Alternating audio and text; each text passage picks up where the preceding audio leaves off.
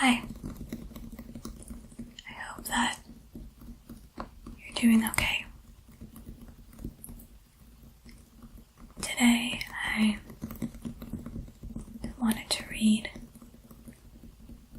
another story from the great big treasury of Beatrix Potter.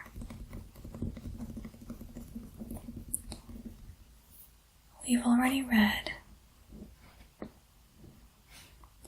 a few stories from this book, but it's been a long time since I've read anything else from here. So let's see what the next story is.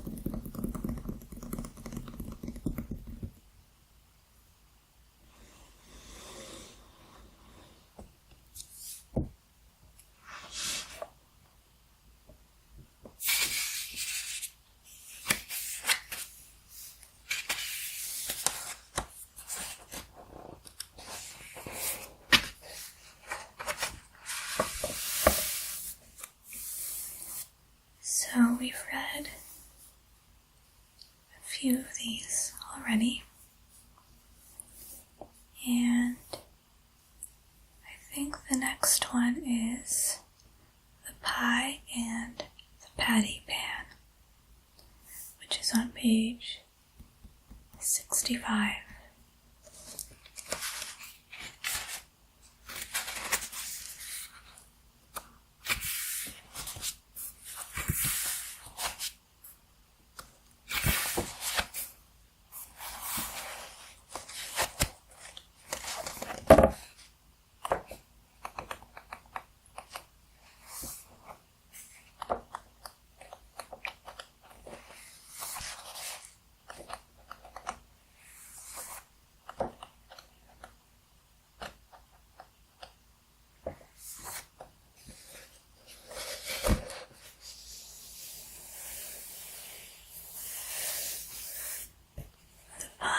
And the Patty Pan. And there's a little picture of a cat.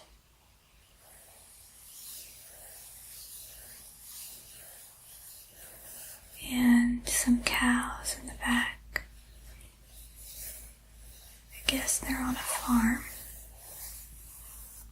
It says, butter and milk from the farm. So some milk and some butter. Pussycat sits by the fire. How should she be fair? In walks the little dog. Says, Pussy, are you there? How do you do, Mistress Pussy? Mistress Pussy, how do you do? I thank you kindly, little dog. I fare as well as you. And apparently that is an old rhyme. Okay, sure.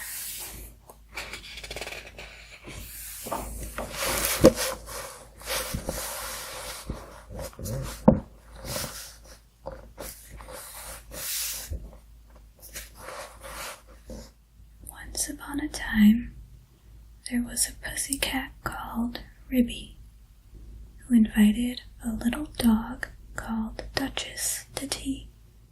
Come in good time, my dear Duchess, said Ribby's letter, and we will have something so very nice. I am baking it in a pie dish with a pink rim. You never tasted anything so good, and you shall eat it all. I will eat muffins, my dear Duchess, wrote Ribby.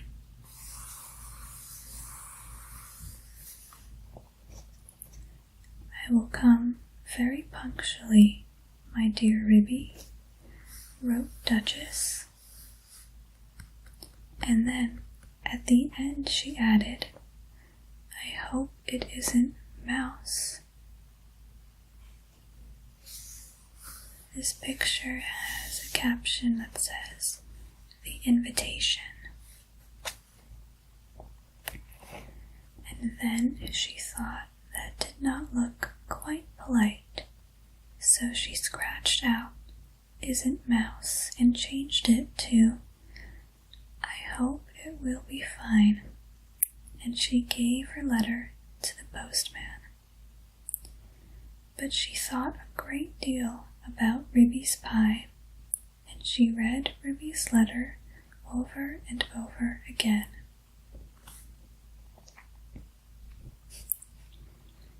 "I am dreadfully afraid it will be Mouse," said Duchess to herself. "I really couldn't eat mouse pie, and I shall have to eat it because it is a party, and my pie was going to be veal and ham, a pink and white pie dish, and so is mine, just like Ribby's dishes. They were both bought at Tabitha Twidget's." Duchess went into her larder and took a pie off of a shelf and looked at it. "Oh, what a good idea. Why shouldn't I rush along and put my pie into Ribby's oven when Ribby isn't there?" Ribby, in the meantime, had received Duchess's answer, and as soon as she was sure that the little dog would come, she popped her pie into the oven. There were 2 ovens, one above the other. Some other knobs and handles were only ornamental and not intended to open. Ribby put the pie into the lower oven. The door was very stiff. "The top oven bakes too quickly," said Ribby to herself.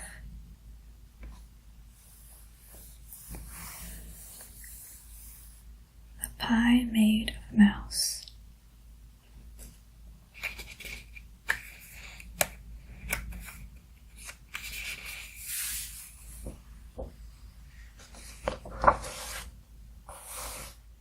Ribby put on some coal and swept up the hearth. Then she went out with a can to the well for water to fill up the kettle. Then she began to set the room in order, for it was the sitting room as well as the kitchen. When Ribby had laid the table, she went out down the field to the farm to fetch milk and butter. When she came back, she peeped into the bottom oven. The pie looked very comfortable.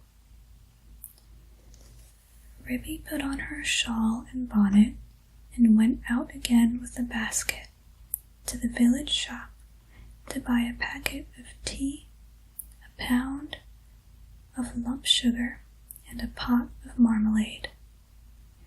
And just at the same time, Duchess came out of her house at the other end of the village. The veal and ham pie. Ribby met Duchess halfway down the street, also carrying a basket covered with a white cloth. They only bowed to one another. They did not speak because they were going to have a party. As soon as Duchess had got round the corner out of sight, she simply ran straight away to Ribby's house. Ribby went into the shop and bought what she required and came out. After pleasant gossip with Cousin Tabitha Twitchit.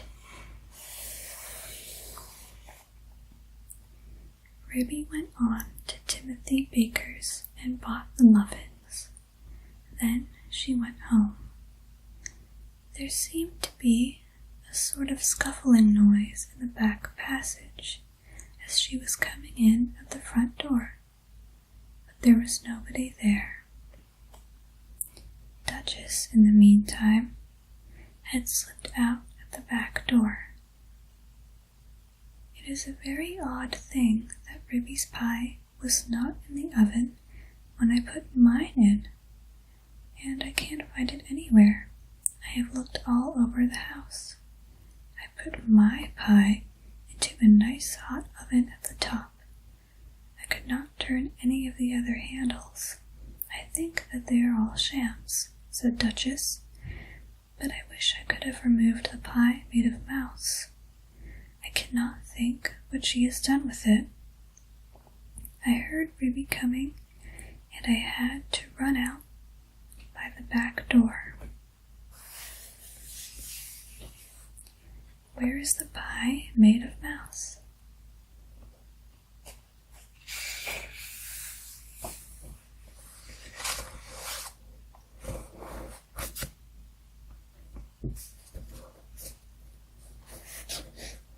Duchess went home and brushed her beautiful black coat, and then she picked a bunch of flowers in her garden as a present for Ruby, and passed the time until the clock struck 4. Ruby, having assured herself by careful search that there was really no one hiding in the cupboard or in the larder, went upstairs to change her dress. She came downstairs again and made the tea and put the teapot on the hob. She peeped again into the bottom oven. The pie had become a lovely brown, and it was steaming hot.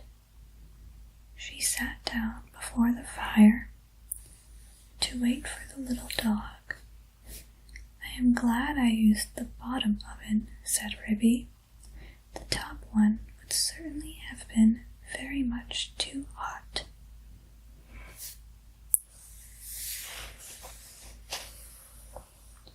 Ready for the party. Very punctually at 4 o'clock, Duchess started to go to the party.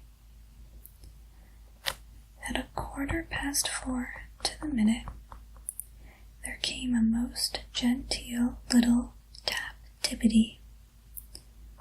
"Is Mrs. Ribston at home?" inquired Duchess in the porch. "Come in. And how do you do, my dear Duchess?" cried Ruby. "I hope I see you well." "Quite well, I thank you. And how do you do, my dear Ruby?" said Duchess. "I've brought you some flowers. What a delicious smell of pie! Oh, what lovely flowers! Yes, it is mouse and bacon." "I think it wants another 5 minutes," said Ruby.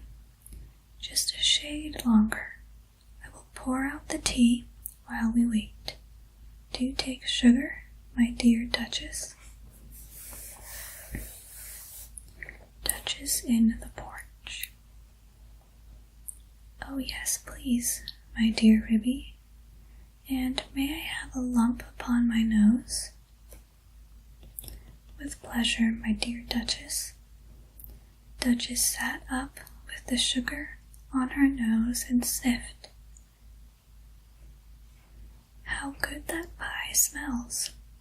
I do love veal and ham. I mean to say, mouse and bacon." She dropped the sugar in confusion and had to go hunting under the tea table, so did not see which oven Ruby opened in order to get out the pie.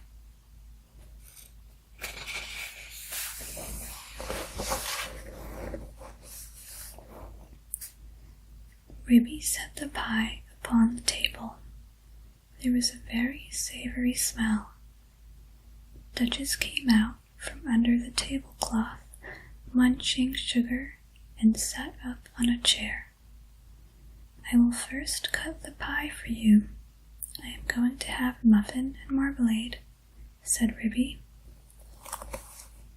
"I think," thought Duchess to herself, "I think it would be wiser if I helped myself to pie," though Ribby did not seem to notice anything when she was cutting it. What very small, fine pieces it has cooked into. I did not remember that I had minced it up so fine. I suppose this is a quicker oven than my own. The pie dish was emptying rapidly. Duchess had had 4 helps already and was fumbling with the spoon. "A little more bacon, my dear Duchess," said Ribby. "Thank you, my dear Ribby. I was only feeling for the patty pan." "The patty pan, my dear Duchess?" "The patty pan that held up the pie crust," said Duchess, blushing under her black coat. "Oh, I didn't put one in, my dear Duchess," said Ribby. "I don't think that it is necessary in pies made of mouse." Duchess fumbled with the spoon. "I can't find it," she said anxiously.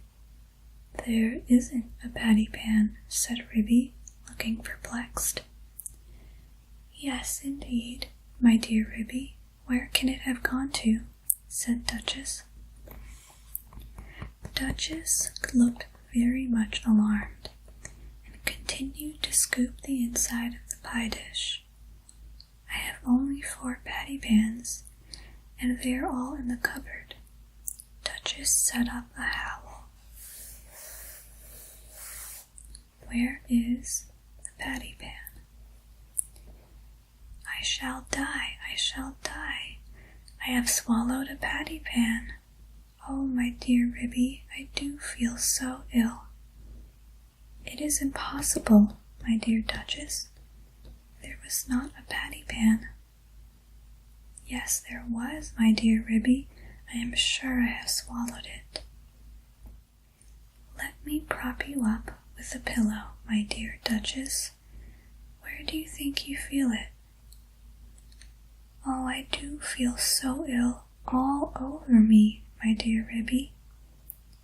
"Shall I run for the doctor?"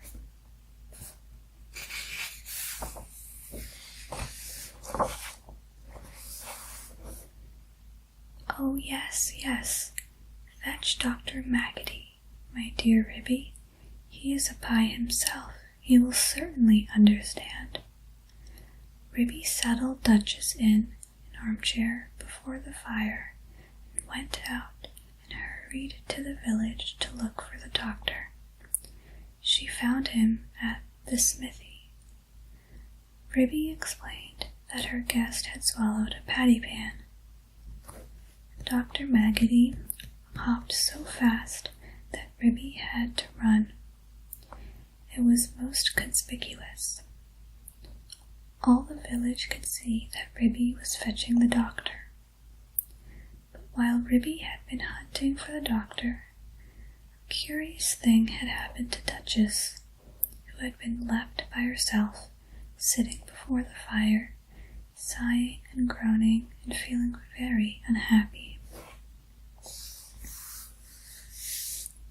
Dr. Maggotty's mixture. How could I have swallowed it? Such a large thing as a patty pan. She sat down again and stared mournfully at the grate. The fire crackled and danced, and something sizzled. Duchess started. She opened the door of the top oven. Out came a rich, steamy flavor of veal and ham, and there stood a fine brown pie, and through a hole in the top of the pie crust there was a glimpse of a little tin patty pan. Duchess drew a long breath. Then I must have been eating mouse. No wonder I feel ill. But perhaps I should feel worse if I had really swallowed a patty pan. Duchess reflected. What a very awkward thing to have to explain to Ribby. I think I will put my pie in the backyard and say nothing about it. When I go home, I will run round and take it away. She put it outside the back door and sat down again by the fire and shut her eyes. When Ribby arrived with the doctor, she seemed fast asleep. I am feeling very much better, said Duchess, waking up with a jump. I am truly glad to hear it. He has brought you a pill, my dear Duchess. I think I should feel quite well if he only felt my pulse, said Duchess, backing away from the magpie, who sidled up with something in his beak. It is only a bread pill. You had much better take it. Drink a little milk, my dear Duchess. I am feeling very much better, my dear Ribby, said Duchess. Do you not think that I had better go home before it gets dark?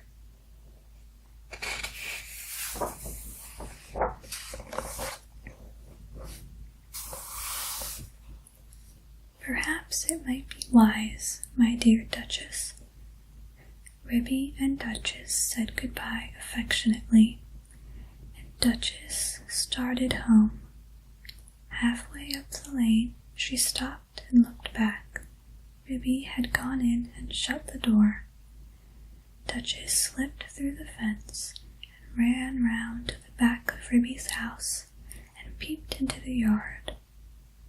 Upon the roof of the pigsty sat Dr. Maggotty and 3 jackdaws. The jackdaws were eating pie crust, and the magpie was drinking gravy out of a patty pan. Duchess ran home feeling uncommonly silly. When Ribby came out for a pailful of water to wash up the tea things, she found a pink and white pie dish lying smashed in the middle of the yard. Ribby stared with amazement. Did you ever see the like? So there really was a patty pan? But my patty pans are all in the kitchen cupboard. Well, I never did. Next time I want to give a party, I will invite Cousin Tabitha Twitchit.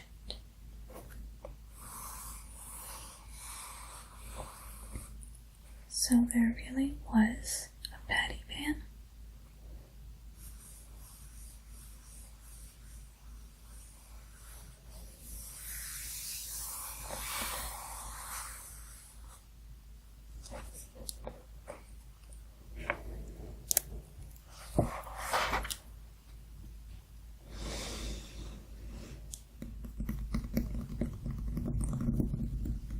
So that was The Pie and the Patty Pan by Beatrix Potter.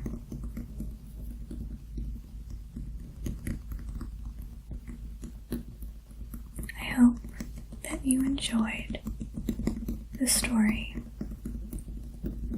and I'll see you in my next video.